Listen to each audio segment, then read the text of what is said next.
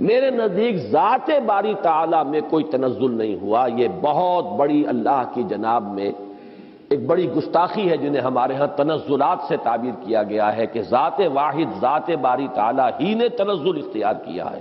معاذ اللہ ثم معاذ اللہ ثم معاذ اللہ، وہ تو وراء الورا ہے ثم وراء الورا ہے، اس سے کہ وہ تنزل اختیار کرے۔ ہوا کیا ہے؟ قرآن کہتا ہے کہ ایک لفظ کن ہے جس سے کہ اس کائنات کی تخلیق ہوئی۔ اللہ تعالیٰ کے اس ایک حرف کن نے سب سے پہلی شکل جو اختیار کی ہے وہ وہی پارٹیکلز ہیں نور کے، سب سے چھوٹے چھوٹے پارٹیکلز۔ یہ خنک نور کا دور ہے جس میں کہ حرارت نہیں تھی، گرمی نہیں تھی، ٹھنڈی روشنی، ایک بسیط نور تھا کہ جو اس حرف کن کے ذریعے سے وجود میں آیا ہے۔ یہ جو دور ہے خنک نور کا، ذہن میں رکھیے، اس میں ابھی حرارت نہیں ہے، اس میں گرمی نہیں ہے، جو بھی ہے اندر پوشیدہ ہے اس کے، وہ بعد کا مرحلہ آئے گا جب میں عرض کروں گا۔ اس خنک نور کے دور ہی میں دو چیزیں اللہ نے اس سے پیدا کی جو صاحب شعور اور صاحب تشخص ہے۔ ایک ارواح انسانیہ، وہ بھی نورانی ہے، اس نور سے بنی۔ دوسرے ملائکہ، وہ بھی نورانی ہے اور اس نور سے بنے۔ اور یہاں پر میں وہ چیز جوڑ دوں کہ جو ہمارے ہاں منسوب تو ہے بریلویوں کی طرف کہ وہ اس سے زیادہ شغف رکھتے ہیں اور بیان کرتے ہیں، لیکن میں بھی اس کو تسلیم کرتا ہوں کہ اس میں ہرگز کوئی خلل واقع نہیں ہوتا ہے ہمارے اعتقادات کے اندر، اور ہماری جو بھی توحید کا تصور ہے اگر یہ مانا جائے کہ سب سے پہلے اللہ نے حضور صلی اللہ علیہ وسلم کی روح کو پیدا کیا، کیونکہ ابتدائی مرحلہ یہی ہے۔ یہ خلق نور کا دور ہے، جبکہ ابھی نہ کوئی ناری کرے تھے، نہ کہیں ابھی کہیں کسی طرح کی خاک وغیرہ کا کوئی مسئلہ تھا۔ اس کائنات میں اللہ تعالیٰ کے حرف کن نے ایک خنک روشنی کی شکل اختیار کی تھی، اس سے پیدا کی گئی ارواح انسانیہ، انہی میں ایک روح محمدی ہے صلی اللہ علیہ وسلم۔ تو اگر سب سے پہلے اللہ نے اسی کو بنایا ہو تو اس میں کوئی حرج واقع نہیں ہوتا، وہ بھی مخلوق ہے، وہ بھی اللہ کے بنانے سے وجود میں آئی ہے، صرف ایک تقدم زمانی اسے حاصل ہے کہ سب سے پہلے اللہ نے نبی اکرم صلی اللہ علیہ وسلم کی اس روح مبارک کو اس نور سے پیدا کیا، لیکن اسی نور سے تمام انسانوں کی ارواح پیدا کی گئی، اور انہی سے وہ عہد لیا گیا تھا لست بربکم قالوا بلی، اور اسی نور سے ملائکہ پیدا کیے گئے ہیں، جس کے بارے میں حدیث میں آپ کو بتا چکا ہوں کہ حضرت عائشہ صدیقہ رضی اللہ تعالی عنہ سے مروی ہے حضور کا یہ قول کہ اللہ تعالیٰ نے فرشتوں کو نور سے پیدا کیا۔ اس کے بعد تنزل کا مرحلہ آتا ہے۔ اب تنزل کس میں ہو رہا ہے؟ تنزل ذات باری تعالیٰ میں نہیں ہے، معاذ اللہ ثم معاذ اللہ، یہ اللہ تعالیٰ کے ایک امر کن کی جو شکل ہوئی ہے، در حقیقت اب اس میں تنزل ہو رہا ہے۔ وہ دوسرا تنزل جو ہے وہ یہ ہے کہ اس خنک نور میں بڑے بڑے ایکسپلوژنز ہوئے ہیں اور ناری کرے وجود میں آئے۔ یہ ذہن میں رکھیے کہ ایک شے ہے، اس کے اندر کوئی حرارت مخفی ہے، ظاہر نہیں ہو رہی۔ ایٹمز ہیں، ایٹمز کے اندر بہت بڑی انرجی ہے، ظاہر نہیں ہو رہی۔ اس خنک نور کے اندر بھی وہ انرجی موجود تھی لیکن انسولیٹڈ تھی، اس کا ظہور نہیں تھا، لیکن جب ایکسپلوژنز ہوئے ہیں تو پھر یہ کہ بڑے بڑے ناری کرے وجود میں آئے۔ یہی ناری کرے ہیں جن کو ہم سورج کہتے ہیں، بہت بڑا ناری کرہ ہے سورج، اس کے اندر کمبسشن کا عمل چل رہا ہے، عمل احراق ہے، اس کی حرارت کا ہم تصور نہیں کر سکتے۔ بڑے اور نہ معلوم کتنے سورج ہیں اس کائنات میں، یہ نہ سمجھیے کہ ایک ہی سورج ہے۔ یہ ایک سورج کے گرد ہمارا جو یہ ہے ایک سولر سسٹم ہے، کنبہ ہے اس کا، کہ اس کے گرد جو ہے یہ سیارے چکر لگا رہے ہیں، کرے ہیں، اور نہ معلوم کتنے سورج ہیں۔ پھر ایک سورج ہے اور ایک ستارے ہیں، ان ستاروں کے گرد یہ سورج اپنے کنبوں کو لے کر چکر لگا رہے ہیں۔ بہرحال ہم یہاں پر جو ہے اصولاً جو بات سمجھنا چاہ رہے ہیں اس وقت وہ یہ ہے کہ یہ سیکنڈ سٹیج ہے، تنزل ہے یہ، کہ اب اس خنک نور میں جب ایکسپلوژنز ہوئے ہیں تو وہاں سے بڑے بڑے ناری کرے وجود میں آئے۔ یہ ایکسپلوژن کا لفظ میں جان بوجھ کر بول رہا ہوں اس لیے کہ جدید سائنس میں، جدید فزکس میں ایک لفظ استعمال ہوتا ہے دی بگ بینگ تھیوری، اس کا نام ہی ہے دی بگ بینگ تھیوری، کہ ایسا معلوم ہوتا ہے کہ ایک وقت میں کوئی بہت بڑا دھماکہ ہوا جس سے کائنات وجود میں آئی۔ اب یہ دھماکہ جو ہے بگ بینگ تھیوری جو ہے، یا تو یہ ہے کہ اس کو تعبیر کیا جائے گا اس حرف کن سے، کن، وہ کن کیسا ہوگا جس نے اس پوری کائنات کو وجود بخشا ہے، اس کا ہم تصور نہیں کر سکتے۔ یہ ہم کہہ رہے ہیں کن، لیکن اللہ کا وہ کلام جب صادر ہوا ہو اور حکم ربی امر کن جو ہے اس کی کیا کیفیت ہوگی، تو یا تو بگ بینگ جو ہے یا تو اس سے تعبیر کیا جائے، اور یا یہ کہ جو یہ ایکسپلوژنز ہوئے ہیں اس خنک نور نے جو ناری کروں کی شکل اختیار کی ہے، تو یہ بگ بینگ ہے، یہ دھماکہ ہے۔ یہ دور ہے کہ جس میں اس آگ سے اللہ نے تیسری مخلوق پیدا کی۔ میں نے اب پہلے دو کر دیے نا، نور سے دو مخلوق، انسانی ارواح اور ملائکہ۔ دوسری سٹیج پر یہ تیسری مخلوق پیدا ہوئی ہے، جنات ہیں، یہ آگ سے بنائے گئے ہیں۔ قرآن بار بار کہتا ہے وَالْجَانَّ خَلَقْنَاهُ مِن قَبْلُ مِن نَارِ السَّمُومِ۔ قرآن مجید میں سورہ رحمان میں بھی ہے، اللہ تعالیٰ نے انسان کو پیدا کیا ہے مٹی سے، لیکن یہ کہ انسان کو بنایا ہے آگ کی لپٹ سے۔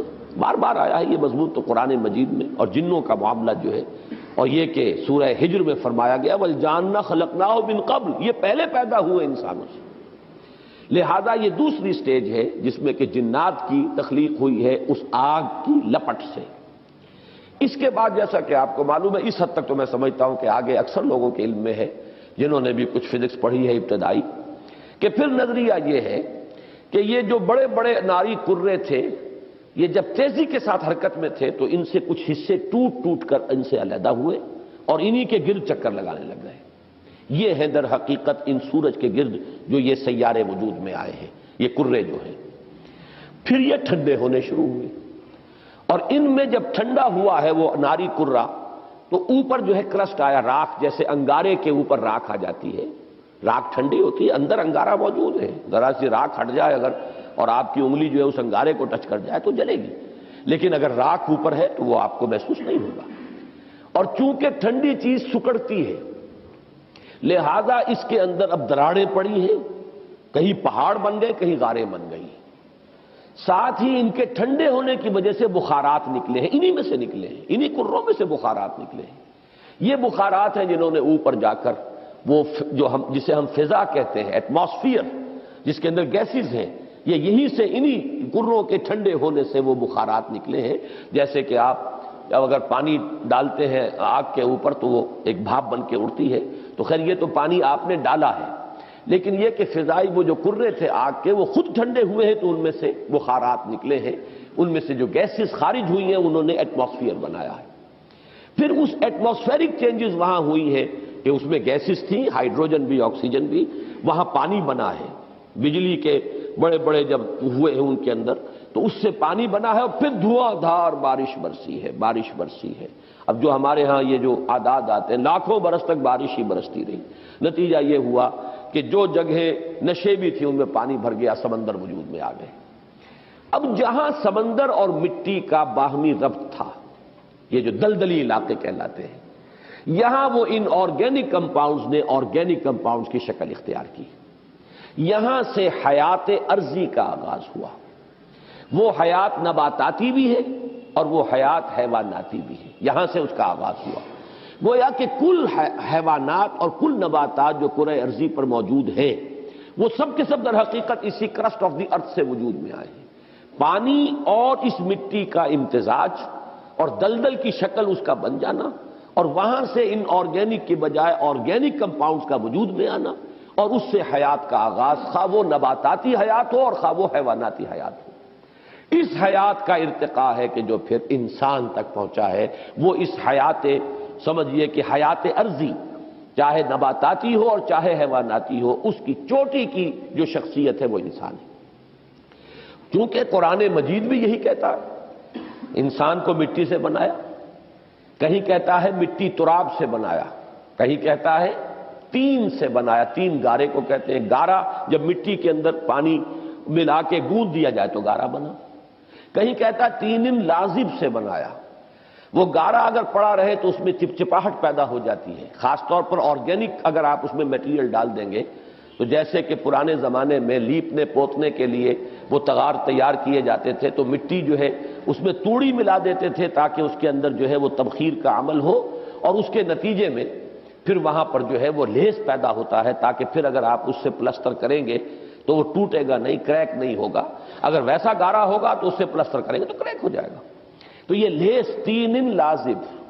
پھر کہیں کہا گیا ہے کہ وہ سوکھ کر کھنکھنانے لگا، من حمئ مسنون۔ اس کو اگر آپ دیکھیں گے جا کر تو دلدلی علاقوں کے اندر اوپر ایسی سطح بن گئی ہوتی ہے کہ جیسے بالکل وہ فلیکس ہیں اور پلیٹیں پڑی ہوئی ہیں ٹوٹنے والی اور بجنے والی، کھنکنے والی۔ تو یہ مختلف الفاظ جو قرآن مجید نے استعمال کیے ہیں ان کا بڑا قریبی ایک تعلق ہے ان تمام چیزوں کے ساتھ۔ اب یہاں سے جو انسان بنا ہے، اور یہ میں عرض کر چکا ہوں اس سے پہلے سورہ نوح میں بھی چونکہ یہ مضمون آ چکا ہے، واللہ انبتکم من الارض نباتا، اللہ نے تو تمہیں اگایا ہے زمین سے جیسے اگایا جاتا ہے۔ تو یہ جو ایوولوشن ٹری ہے اس میں اصل شے ہے امر رب، جب بھی چینج آئی ہے اللہ کے حکم سے آئی ہے۔ یہی امر رب ڈارون کو معلوم نہیں، اسی کی تلاش کے اندر اس نے وہ تھیوری بنائی، سروائیول آف دی فٹسٹ اور اسٹرگل فار ایگزسٹنس، اور پھر یہ کہ ایکوائرڈ کیریکٹرز کا تھرو ہیریڈیٹی جو ہے منتقل ہو جانا اگلی نسل کو، اور اس کے ایکومولیشن سے نئی ایک نوع کا وجود میں آ جانا، یہ پورا فلسفہ ہے ڈارون کا، اور یہ ثابت نہیں ہو سکا آج تک۔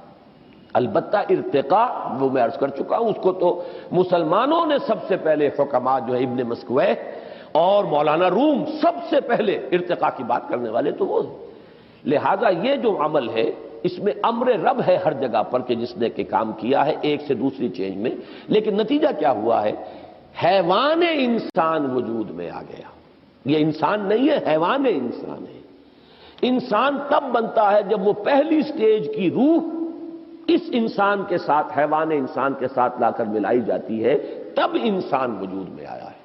یہ ہے در حقیقت جو ایک آنکھ بند ہے جدید سائنس کی اور جدید فکر کی اور جدید فلسفے کی، وہ اس سے واقف نہیں، وہ حیوان انسان کو جانتا ہے، ہومو سیپین سے واقف ہے، اس کے ارتقاء کی بحث کر رہا ہے۔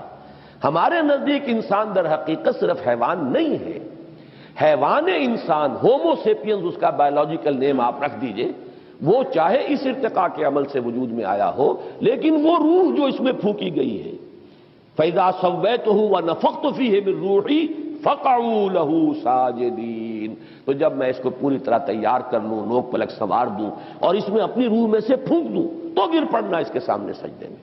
تو در حقیقت مقام جو ہے انسان کا، اس کی جو عظمت ہے، اس کی جو بلندی ہے، اس کی جو رفعت شان ہے، وہ جو مسجود ملائک بنا ہے، تو اس حیوانی وجود کی بنیاد پر نہیں بلکہ در حقیقت اس روح ربانی کی بنیاد پر جو اس میں پھونکی گئی۔ یہ ہے سارا تھیسس، اس کو اچھی طرح سمجھ لیں، اس میں ساری چیزیں فٹ بیٹھ گئیں۔ سائنس کے ساتھ ہر سٹیج پر کوریلیشن ہے۔ نمبر 2، قرآن کے ساتھ کہیں کوئی تصادم نہیں ہے۔ وہ آگ سے بنائے گئے، یہ خاک سے بنائے گئے۔ انسان کا چونکہ یہ ظاہری وجود جو ہے جسمانی، وہ تو خاک سے بنا، مٹی سے بنا، پانی سے بنا، یہی عناصر اربع جو ہے اس کے اندر لگائے گئے ہیں۔ البتہ جو انسان کا اصل مقام ہے وہ اس روح کی وجہ سے ہے۔ اب اس کو جان لیجئے کہ چونکہ یہ میں سورہ رحمان کے درس میں تفصیل سے واضح کر چکا ہوں، اس لیے کہ مولانا امین احسن اصلاحی صاحب نے اس مقام پر بڑی زبردست ٹھوکر کھائی ہے۔ ہمارا اجماعی عقیدہ رہا ہے سلف میں کہ جنات پر وحی نہیں ہوتی، جنات میں کوئی نبی نہیں ہوتے، نہ کبھی ہوئے ہیں، اور وہ بھی تابع ہوتے ہیں جو انسانوں میں نبی اور رسول آتے رہے۔ اور ان دونوں مقامات سے بھی ثابت ہو جائے گا۔ یہ میں تو حیران ہوں کہ اصلاحی صاحب نے اتنی بڑی ٹھوکر کیسے کھائی ہے، لیکن بڑا آدمی جب ٹھوکر کھاتا تو بڑی ہی کھاتا، پھر وہ چھوٹی ٹھوکر نہیں ہوتی۔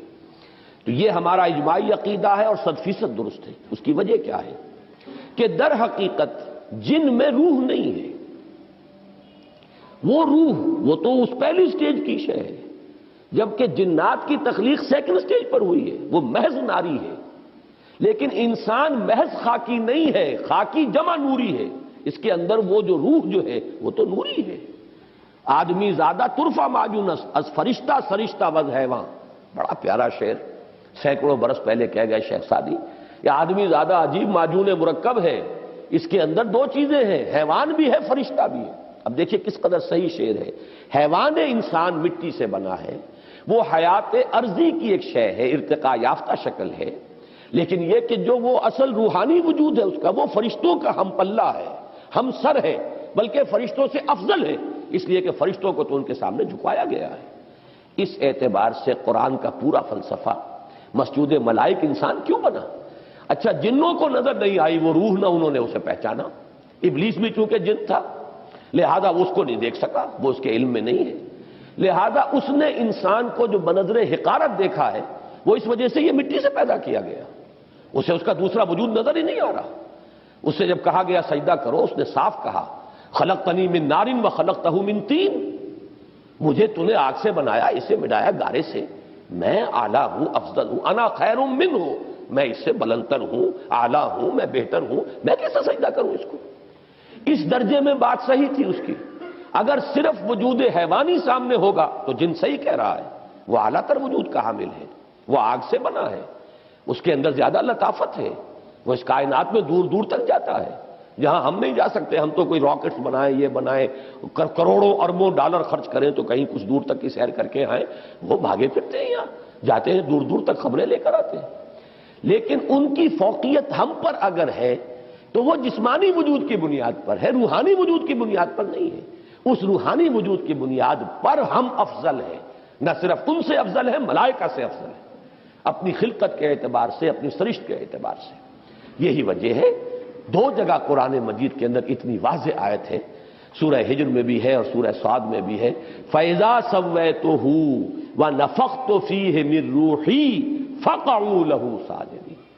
جب میں اس کو تیار کر لوں، بنا لوں، سنوار لوں، نوک پلک درست کر دوں اور اس میں اپنی روح میں سے پھونک دوں، تب گر پڑنا اس کے سامنے سجدے میں۔ تو اصل میں حیوان آدم کو سجدہ نہیں ہوا ہے، اس روح کے ساتھ جب آدم کے اندر پھونکی گئی ہے، جس کا مقام بہت بلند ہے، اس انسان کو، آدم کو سجدہ کیا گیا جس میں وہ روح پھونک دی گئی۔ اچھا، اب یہ بات نوٹ کیجئے کہ میں نے جو یہ 3 لیولز آپ کے سامنے رکھے، یہ چونکہ جو کچھ میں نے آج تک سمجھا ہے اس میٹا فزکس میں، metaphysics of Quran and metaphysics of science, ان تمام کے درمیان اسی کا نام علم کلام ہے۔ ہر دور میں آپ کو اس دور کی علمی سطح جو ہے اس کے ساتھ ایک تعلق اور ربط قائم کرنا پڑے گا قرآن و سنت کا، تب وہ اس دور کے انسان کے لیے قابل قبول ہوگی، قابل فہم ہوگی۔ اگر وہ آپ ربط قائم نہیں کرتے، ایک گیپ رہے گا جو سینچریز گیپ چلا آ رہا ہے۔ علماء کی باتیں لوگوں کی سمجھ میں اسی لیے نہیں آتی کہ وہ تو بات کرتے ہیں، وہی ارسطو کی منطق کی بات کرتے ہیں، وہ تو وہی عقول عشرہ اور 9 افلاک کی بات کر رہے ہیں، وہ سارا کا سارا فلسفہ اسی کے اوپر بیٹھا ہوا، لہذا وہ بات آج کسی کے سمجھ میں نہیں آئے گی۔ جبکہ آپ اس کا اگر ایک ربط و تعلق جو ہے اس جدید جو نظریات کے ساتھ قائم کر دیں، لیکن ڈٹے رہیں قرآن کے ساتھ، قرآن کے کسی شے کے ساتھ تصادم نہ ہونے پائے۔ اگر کہیں ہو رہا ہے تو ہم یہ کہیں گے کہ قرآن صحیح ہے اور سائنس غلط ہے۔ ہو سکتا ہے کہ ابھی اور سائنس ترقی کرے تو وہ وہاں تک پہنچ سکے جہاں تک کہ ہمیں قرآن پہنچا رہا ہے۔ جیسے میں آسمانوں کے تصور کے بارے میں بار بار کہتا ہوں، جب اتنا ریپیٹڈلی قرآن میں آیا ہے کہ 7 آسمان ہیں، طباقہ ہیں، ایک دوسرے کے اوپر ہے، تو ایسا ہی ہے۔ آج تک ہم نہیں سمجھ سکے، کوئی حرج نہیں۔ آج سے 200 سال پہلے ہم اور بہت سی باتیں نہیں سمجھے تھے، ہمیں ایٹم کا سٹرکچر ہی معلوم نہیں تھا، ہم یہی نہیں سمجھ سکتے تھے کہ کل فی فلک یسبحون کے کیا معنی ہے، کہ ہر شے تیر رہی ہے۔ یہاں تو ثبات ایک تغیر کو ہے زمانے میں، سکون محال ہے قدرت کے کارخانے میں۔ چھوٹے سے چھوٹے ذرے کے اندر بھی آپ دیکھیں گے کہ اس کا ایک نیوکلیس ہے اور اس کے گرد جو ہے الیکٹرانز جو ہے چکر لگا رہے ہیں۔ کل فی فلک یسبحون، آپ چاہے اجرام سماویہ تک پہنچ جائیں، سورج اور اس کے ان کروں کو لے لیں، تب بھی وہ ہر چیز تیر رہی ہے۔ سورج بھی کھڑا نہیں ہے، سورج بھی تیر رہا ہے۔ کوئی ستارہ اور سٹار ہے جس کے گرد سورج چکر لگا رہا ہے۔ کبھی ہم نے یہ سمجھا کہ سورج کھڑا ہوا ہے، کبھی ہم نے سمجھا سورج چلتا ہے، زمین کھڑی ہوئی ہے۔ یہ ہمارے علم کے ادوار تھے، یا یوں کہیے علم کے نہیں، جہالت کے ادوار تھے۔ لیکن آج علم انسانی یہاں تک پہنچ گیا کہ کوئی شے کھڑی نہیں ہے، ہر شے تیر رہی ہے۔ اب معلوم ہوا قرآن مجید میں ایک سے زائد جگہ پر آیا کل فی فلک یسبحون، ہر شے اپنے مدار کے اندر اپنی سطح کے اوپر تیر رہی ہے۔ اسی طریقے سے وقت آئے گا کہ جب کہ ہمیں معلوم ہوگا کہ یہ بات تھی جو آج ہمیں معلوم ہوئی، جو قرآن 7 آسمانوں کے حوالے سے بار بار کہتا ہے۔ تو جہاں سائنس جو ہے وہ ہمیں قرآن مجید سے ٹکراتی بھی محسوس ہو، وہاں ہمارا معاملہ یہ ہوگا کہ ہم قرآن پر ایمان کو محکم رکھیں گے، ہم سمجھیں گے یہ آیت متشابہات میں سے ہے، اس کا مفہوم ابھی ہم نہیں سمجھ سکتے، لیکن ہمارا ایمان آمنا بہ کل من عند ربنا، یہ پورا قرآن متشابہات ہوں یا محکمات ہوں ہمارے رب کی طرف سے ہے، ہم سب پر ایمان رکھتے ہیں۔ اور لیکن جہاں جہاں وہ تطبیق ہوتی چلی جا رہی ہے، انسانی علم نے جو بھی آگے ایڈوانس کیا ہے، آگے بڑھا ہے علم، اور واقعہ یہ ہے کہ آدمی کو چکر آتا ہے، کروڑوں میل کا سفر کر کے آپ کا ایک راکٹ جا رہا ہے اور سیکنڈوں کا فرق بھی نہیں پڑتا ہے۔ کتنی راتیں گزر گئیں، کتنے سال گزر گئے، 11 سال کے اندر وہ پہنچا تھا وہاں، جو وہ آخری ہمارا اس جو کنبہ ہے سورج کا، اس کا جو سب سے آؤٹ موسٹ جو ہے اس تک پہنچا ہے 11 برس میں، سن 77 کا چلا ہوا، سن 88 میں پہنچا ہے، لیکن پورا حساب کتاب صحیح صحیح جو یہاں پر بیٹھ کر کیلکولیٹ کیا گیا تھا اسی کے مطابق وہ وہاں پہنچ گیا۔ تو یہ انسان کی ترقی جو ہے یہ یوں سمجھیے کہ سٹیگرنگ انسان کا چکر آتا ہے کہ کہاں تک انسان پہنچ گیا ہے۔ اب اس علم کو آپ نظر انداز کیے رکھیں، اس سے کوئی گفتگو ہی نہ ہو، وہ بس اور آپ چلتے رہیں وہی پرانے مفسرین نے جو کچھ کہے، وہ پرانے مفسرین وہ خائن نہیں تھے، بددیانت نہیں تھے، لیکن کیا کرتے ان کے پاس معلومات کا ذخیرہ ہی نہیں، ابھی وہ معلومات کا اتنا لمبا چوڑا ذخیرہ ان کے پاس موجود ہی نہیں، جو کچھ تھا اسی کے اوپر وہ کام کر رہے تھے۔ تو سائنٹیفک معاملات میں یہ سمجھ لیجئے میری اب تک کی سوچ کا جو حاصل ہے وہ میں نے آج آپ کو بتایا ہے۔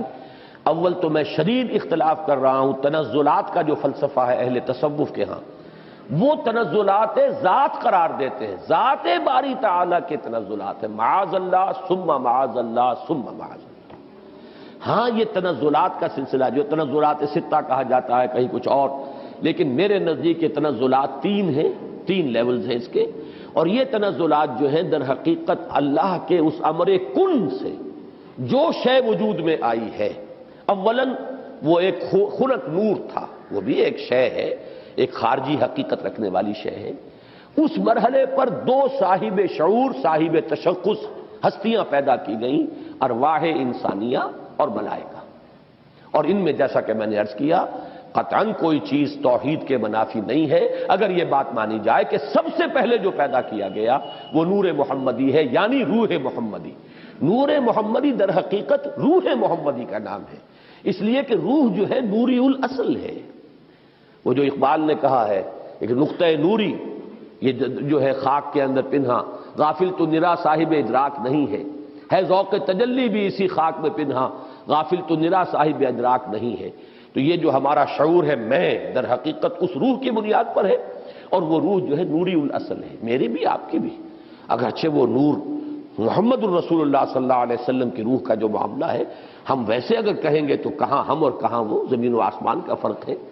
ہمارا وہ نور جو ہے ہمارے نفس کی ظلمانیت کے اندر گم ہو گیا، اور وہاں وہ جو نور ہے وہ اپنے نفس کے اوپر ایسے غالب ہے کہ حضور نے جیسے کہ فرمایا کہ شیطان تو میرے ساتھ بھی ہے لیکن میں نے اسے مسلمان بنا لیا ہے، جبکہ ہمارا شیطان ہم پر حاوی ہے۔